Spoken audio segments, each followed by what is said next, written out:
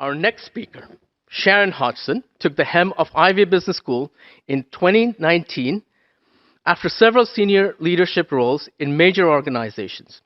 Sharon and her leadership team gracefully steered our institution through the pandemic and initiated a strategic plan for positioning our school for the future. Sharon is a champion of the Lawrence National Center and is deeply committed to the development of sound policy. Please join me in welcoming Sharon Hodgson, Dean of Ivy Business School, for her remarks.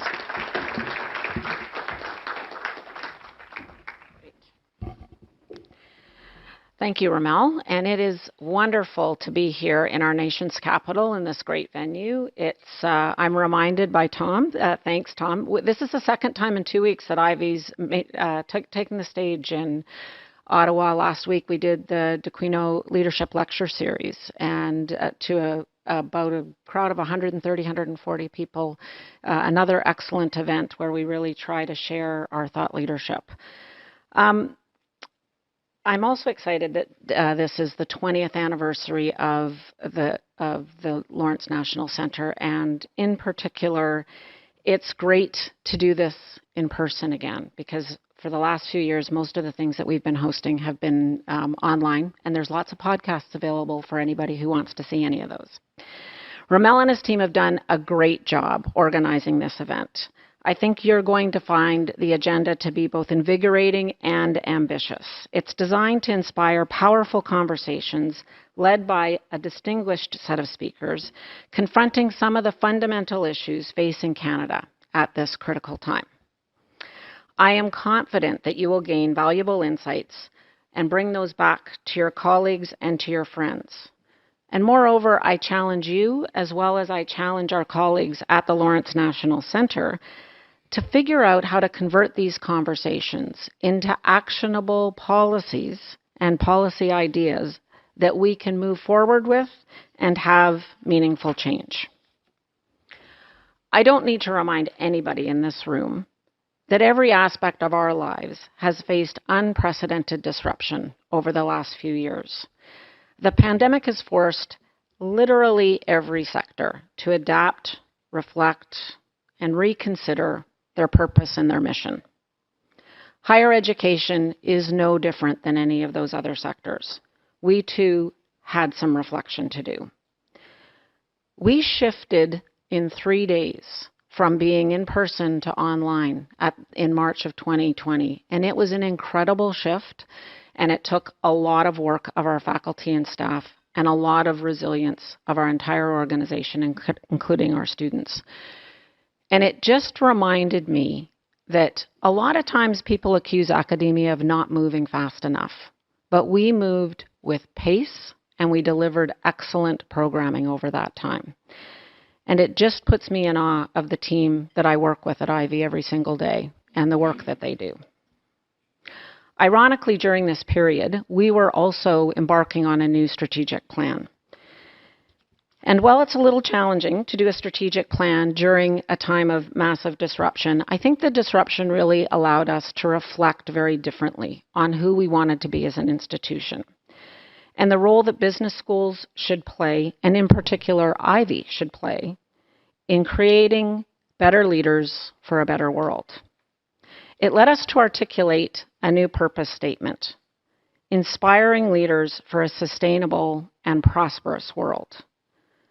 I think this reflects well Ivy's strong legacy of preparing leaders, but also with that view of responsible prosperity. Our strategic plan, Ivy Next, you can read about it on our website, really thinks about that legacy that we have of real-world leadership. We continue to be the only case-based school in the country. We continue to provide extraordinary experiential learning opportunities for our students on the development of leadership. All of this is embedded in our core curriculum.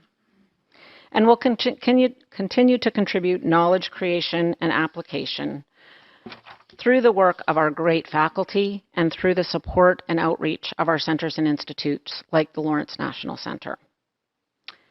But while legacy is important, I think that what we really need to be talking about is the change and what changed as part of our strategy. Ramel already alluded to it. It's about impact and relevance. And it speaks to this in our new mission statement. We develop leaders who think globally, act strategically, and address critical issues facing organizations and society. We do this through our impactful research and our transformative learning experiences. We aspire to be the place that understands and contributes to solving critical issues. And we hope that events like this provide the podium for such discussions.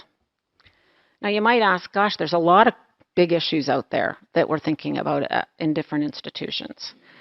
We've picked three that we think are very high on a lot of agendas, and things that I think our faculty are uniquely positioned to address. The three critical issues of focus for us over the next few years are, first, sustainability. And really, in sustainability, it's about strategies to get to net zero. The second is the evolution of work. And when I define the evolution of work, think of it as how work is changing because of technology, because of equity, because of COVID, and the crazy things we're thinking about in terms of building cultures in remote environments and remote work arrangements and things like that. And the third area is Canada's place in the world, both from a competitiveness landscape, but also from a citizenship landscape. We're uniquely lucky to be here, and we need to contribute to solving some of the global challenges that are out there. We believe these issues are top of mind for boards, CEOs, entrepreneurs, and government and community leaders. And we want to actively engage these constituents in the development of our thought leadership and also in the discussion in podiums like what we're talking about today. These topics are also embedded into our curriculum. Every graduate of one of our degree programs will have a point of view on these issues and help to bring those to light as they either enter or re-enter the workforce. More than ever, we're investing in a future and contributing to the development of the next generation of workforce leaders. This brings me full circle to today and the determined efforts of the Lawrence National Centre, which plays a unique role in the space of bridging management and policy, especially around several of the critical issues I highlighted earlier. Much like the themes of today's summit, the Lawrence National Centre's mandate is to explore ways to enhance Canada's competitiveness on the regional and global stage. The research activities are focused on innovation, human capital, and infrastructure development. I think we can all agree these are all core areas ripe for policy development and new thinking.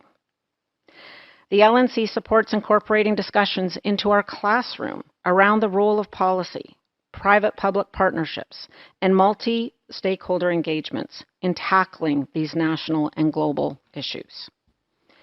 Finally, the Centre has been involved in, I call it owning or sharing the podium, with lots of different constituents on big pressing topics over the last few years.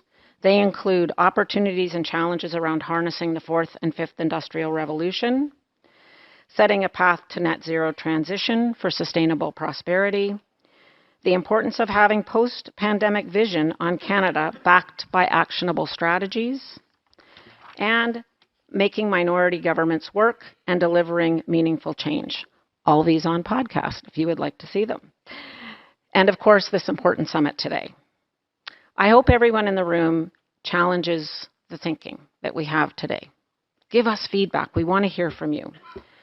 We hope that you're critical but also constructive about our approach and that we create collaborations towards a better future.